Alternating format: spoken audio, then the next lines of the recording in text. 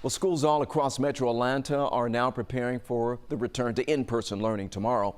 For many parents out there, it's been really difficult navigating through all the fluid changes. 11 Alive's Karis Belger breaks down some of those changes those students can expect.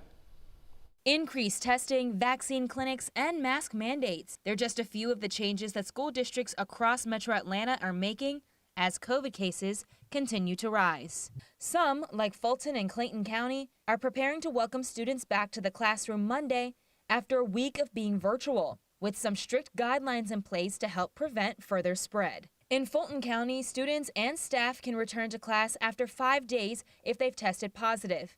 They have to wear a mask for another 5 days after that. Anyone who was directly exposed can stay in school as long as they don't have symptoms, but they must also wear a mask for 10 days. In Clayton County, parents had to opt in to virtual learning for their children. They're also planning for an in-person start with negative test requirements for all employees before the start of in-person learning. Those who refuse to comply will have to use sick days until they do. And APS held vaccination clinics over the weekend, and teachers and staff will have to get tested weekly. It's part of the district's plan to maintain in-person learning throughout the school year. One notable difference is in Cobb County schools, where the superintendent made this announcement last week. We will be choosing not to contact trace all cases.